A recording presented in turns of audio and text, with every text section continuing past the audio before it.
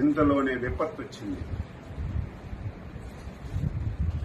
గోదావరి నది ఉప్పొంగింది. దానివల్ల అటు వెస్ట్ గోదావరి, ఈస్ట్ గోదావరిలో చాలా ప్రాంతాలు ముంపుకు గురయ్యాయి.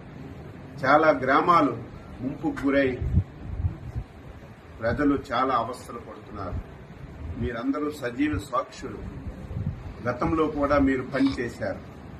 గత 5 సంవత్సరాలు ఎప్పుడైనా ఒక విపత్తు వస్తే, ఎప్పుడైనా వరదలు వస్తే ముఖ్యమంత్రి ఎప్పుడైనా సరే రివ్యూ తీసుకుని అధికార యంత్రాంగానికి అలర్ట్ చేసినటువంటి రోజు ఒక్కటైనా ఉందా? ఆ రోజు 5 సంవత్సరాల్లో ఒక మంత్రి అయినా, ఒక అధికారి అయినా గ్రామాలకు వెళ్లి పేదవాడికి పలకరించినటువంటి దాఖలాలు ఎక్కడైనా ఉందా?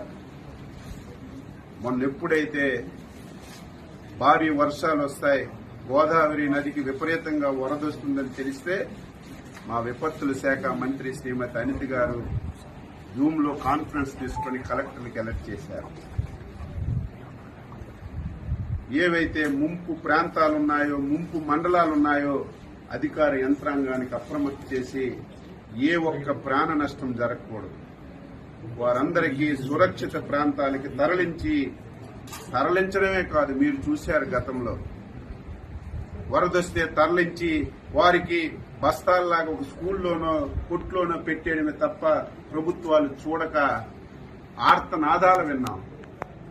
మాకు భోజనం అందడం లేదు, పిల్లలకు పాలు అందడం లేదు, సకాలంలో నీళ్లు లేవు, టాయిలెట్స్ లేవని. ఈ 5 రోజుల్లో ఎక్కడైనా ఒక వార్త వచ్చిందా? భోజనాలు పెట్టాం, పిల్లలకు పాలు ఇచ్చాం, వాటర్ ఇచ్చాం. వాళ్ళు మళ్ళీ నార్మల్ గా వచ్చి ఇంటికి వెళ్లేసరికి 3,000 రూపాయలు పరిహారం కూడా ఇచ్చి వాళ్ళందరికీ న్యాయం చేశాం.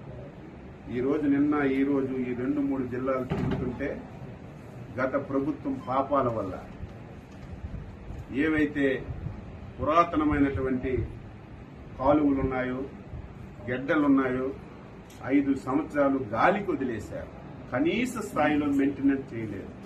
కనీసం ఒక తట్టెడు మట్టి తీసి ఆ కాలువలో ఉన్నటువంటి అడ్డు కూడా తీయకపోవడం వల్ల నిన్న వచ్చినటువంటి వరదలకి ఆ కాలువలు పొంగి వేల ఎకరాలు రైతు పెట్టినటువంటి పంట పూర్తిగా నాశనం అయిపోయింది. నిన్న ఈరోజు చంద్రబాబు నాయుడు గారు అసెంబ్లీలో ప్రకటించారు, మా మంత్రులు